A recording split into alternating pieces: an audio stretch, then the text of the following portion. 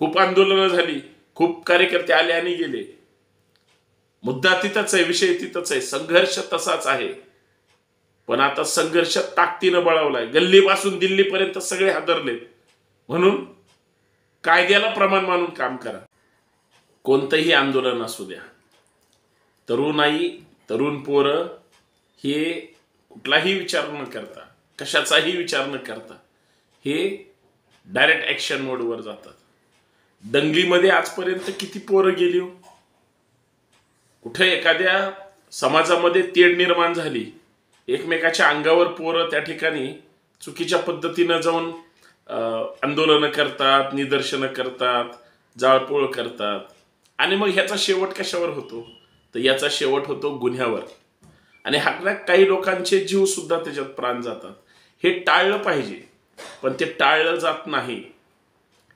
आजकाल बऱ्याच एखाद्या मुद्द्यावरून विनाकारण रान पेटवलं जातं आणि कोणतरी एखादा व्यक्ती सोयीनं त्या पद्धतीनं काडी लावण्याचा प्रयत्न करतो. तो घरात असतो, आदेश घरातून देतो, काहीतरी घाणेरडं कुठंतरी टाकत असतो आणि आमची तरुणाई, आमचे तरुण पोरं पुरी हे त्याच्या पाठीमागं ते व्हायरल करण्यामध्ये आपलं वेळ घालवतात.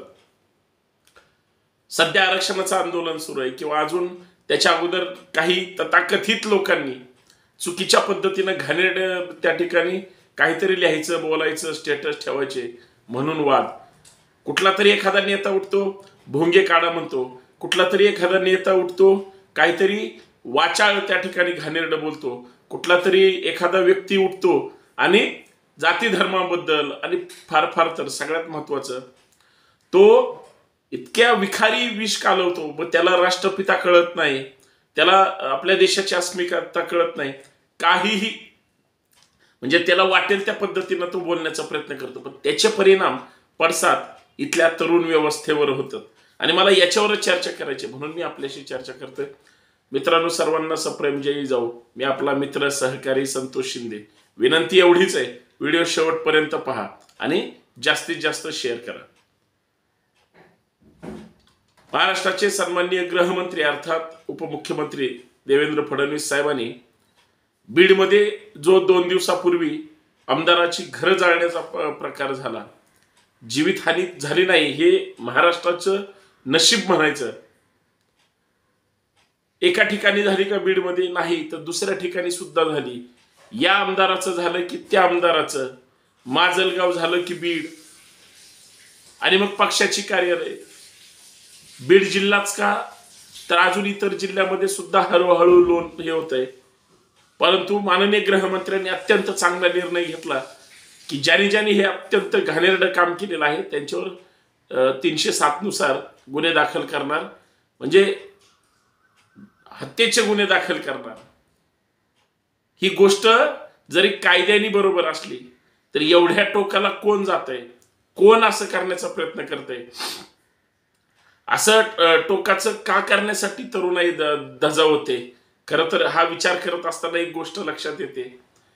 तुम्ही आंदोलन करून जाता, तुम्ही जमावामध्ये किंवा गर्दीमध्ये तुम्ही एखादी कृती करून जाता, परंतु तिथं त्या तरुण कुटुंबावर काय परिणाम होतो? उद्या तुम्ही कुठं ना कुठं तरी पॉइंट आउट होणार आहे, पोलिसांच्या त्या कॅमेऱ्याच्या नजरेत येणार आहात. ज्यावेळेस तुम्हाला अटक होईल त्यावेळेस तुम्हाला कुणीही सोडवायला येणार नाही, तुमच्या पाठीशी कुणीही नसणार आहे आणि तुम्हाला असं वाटेल की तुम्ही समाजासाठी फार मोठं काम करताय. का हो? आपली डोकी भडकवली जात आहेत, आपल्याला रस्त्यावर उतरवलं जात आहे. शांततेच्या मार्गाने चालू द्या ना, तुम्हाला काय करायचं ते. अहिंसा, कुणाचीही हिंसा करायची नाही, ही शिकवण इथल्याच समाज सुधारकांनी, महापुरुषांनी, मोठ्या जुन्या जाणत्या जाणकारांनी दिली. कायदा जर सर्वश्रेष्ठ असेल आणि माणूस जर जिवंत ठेवायचा असेल तर चुकीच्या घटना कशासाठी? आता बघा ना, साधी गोष्ट आहे. एखादा व्यक्ती आमदार असू द्या किंवा खासदार असू द्या, तुम्ही त्याच्या दारात बसून निदर्शन करा, काहीच अडचण नाही. सांगून करा, तेही सहभागी होतील. पण ते घरात असतील नसतील, ते त्या मतदारसंघाच्या निमित्ताने कुठेतरी फिरत असतील किंवा कामाच्या निमित्ताने बाहेर शहरात, मुंबईला, पुण्याला, इकडे तिकडे आले असतील, त्यांची मंडळी, लहान मुलं घरी असतील आणि तुम्ही त्यांच्या घरावर हल्ला करणार. आता एखाद्या आमदाराचं घर जाळलं आणि दुर्दैवाने त्याच्या घरात ती माणसं तशीच अडकून बसली असती. ती कोण आहेत? ती बाहेरची आहेत का? कायदा सुव्यवस्था या देशात, या राज्यात, तुमच्या माझ्या गावगाड्यापर्यंत सर्वोच्च आहे. कुणाचाही जीव धोक्यात घालायचा नसतो असं जरी कळत असलं, मी तुम्हाला शिकवत नाही, मी तुम्हाला सांगत नाही.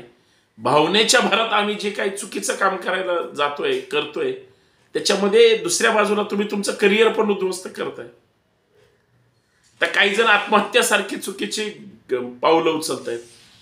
अहो, तुम्ही गेले की तुमच्या आई वडिलांनी तुम्हाला लहानाचं मोठं केलं आणि तुम्हाला वाढवलं, चांगलं शिक्षण दिलं आणि आरक्षणासाठी तुम्ही तुमचे प्राण देऊन उपयोग काय? किंवा एखाद्याचं घर बघा, छत्रपती शिवाजी महाराज ही प्रेरणा आहे. छत्रपती शिवाजी महाराजांना इथल्या ज्या हुकुमशाही होत्या, मग ते आदिलशाही, निजामशाही, कुतुबशाही, ज्या ज्या काही होत्या, त्यांच्या विरोधात त्यांना लढायचं होतं. आणि ते लढत असताना किंवा त्यांना त्यांच्या विरोधात बलाढ्य सैन्य त्या ताकदीचं करायचं होतं. मिळालं का? मुठभर मावळे मिळाले. ते कुठल्या जाती धर्माचे हे माहित होतं का त्यांना? त्यांनी गावगाड्यातली माणसं गोळा केली आणि त्यांनी लढाई कशी करायची, जिजाऊंनी ते संस्कार दिले. त्याच्यातून शिवाजी महाराज घडले. बुद्धिचातुर्याच्या जीवावर, मनगटाच्या जोरावर त्यांनी शिवनीती वापरून कमी सैन्यामध्ये ती लढाई जिंकण्याचा प्रयत्न केला. त्या शिवरायांचा आदर्श तुमच्या माझ्या रक्तात, विचारांमध्ये, कृतीमध्ये, आचरणामध्ये येणार आहे की नाही? जर महाराजांनी ठरवलं असतं सगळे जाळून टाकायचे किंवा सगळं पेटवून टाकायचं, स्वराज्य मिळालं असतं का हो? एक किल्ला आपण जर आज गडकिल्ले आपण फिरायचं ठरवलं, एका दिवसात एखादा किल्ला होतो का हो? ते रोज कसे चालत असतील, फिरत असतील. त्या काळी तुम्ही तर डांबरी रस्त्याने तुमची गाडीवर जाते किल्ल्यापर्यंत, त्यावेळेस तसं होतं का? पण शिवाजी महाराज थांबले नाहीत. मावळे तर थांबलेच नाहीत. स्वराज्यासाठी, छत्रपतींसाठी सर्वस्व. त्यावेळेस बालपणापासून शिवाजी महाराजांनी वयाच्या 12व्या वर्षापासून सुरू केलं सगळं. आपल्या 12 वर्षाच्या मुलगा काय करतो घरात? पण त्यांनी ते सगळं लक्षात घेतलं होतं. आज आम्ही त्यांचा आदर्श, त्यांचं स्मरण करून काम करतो. एक तरी गोष्ट आम्ही महाराजांना सुद्धा अभिमान वाटेल अशी करतो का? बर, या सगळ्या चुकीच्या घटनांमध्ये जे 307 लावलं, उद्या ते अज्ञात लोकांवर आहे, परंतु पोलिसांनी ठरवलं सोड भावनेनी, आणि ते होतच. माग पण संभाजीनगरला काही तथाकथित लोकांनी काही जे काही दंगल घडवण्यापर्यंत कांड केलं होतं. नंतर सगळ्यांनी बसून ते शांत करण्याचा प्रयत्न केला. पोलिसांनी तिथं सोडलं नाही कोणाला. मला वाटतं त्यावेळेस रामनवमी होती, अजिबात सुट्टी दिली नाही. गुन्हे दाखल झाले. विचारा, एकदा गुन्हे दाखल झाले आणि भुंगे मागे लागले की काय होतं. आता तुम्ही आरक्षणासाठी हे सगळं टोकाचं पाऊल उचलताय. तुम्ही परत आंदोलनं केली पाहिजे, तुम्ही समाजासाठी लढलं पाहिजे, तुम्ही ऍक्टिव्ह राहिलं पाहिजे. एखाद्या केसमध्ये, एखाद्या गुन्ह्यात अडकून काय मिळवणार? हात जोडून विनंती आहे की चुकीची पावलं कुणीच उचलू नका. पण चुकीची पावलं तुम्ही उचलली, तुम्ही कायद्याच्या कचाट्यात अडकले, चांगल्या आंदोलनाला तुम्हाला सगळे पाठीशी येतील अशा ह्याच्यामध्ये कुणीही येणार नाही. आणि जरी समजा आले, हे काय तुमचं कर्तृत्व आहे का? मला सांगा, काही चुकीची घटना घडली असती, बायका पोरांना अशा पद्धतीनं याने मिळणार आहे, याचा जरा विचार केला पाहिजे. समाज म्हणून आपण समाजासाठी करायचंय. तुमच्या डोक्यातली द्वेष भावना एखाद्या विचारधारेची, पक्षाची, मग तुम्ही अशा वेळेस तुम्ही ती सोडाने बाहेर काढणार का? काय चाललंय? म्हणून काळजी घ्या. 307 असेल किंवा कुठलाही असेल, तुम्हाला डिस्टर्ब करेल किंवा तुम्हाला परत या व्यवस्थेमध्ये काम करण्यापासून लांब लोटेल. चुकीचं काही न झालं पाहिजे याचा फक्त विचार केला पाहिजे. कारण हा जर विचार आत्ता नाही केला तर नंतर कुणी तुम्हाला सांगायला येणार नाही. खूप आंदोलनं झाली, खूप कार्यकर्ते आले आणि गेले, मुद्दा तिथंच आहे, विषय तिथंच आहे, संघर्ष तसाच आहे. पण आता संघर्ष ताकदीनं बळावलाय. गल्लीपासून दिल्लीपर्यंत सगळे हादरलेत. म्हणून कायद्याला प्रमाण मानून काम करा, एवढीच माफक अपेक्षा. धन्यवाद.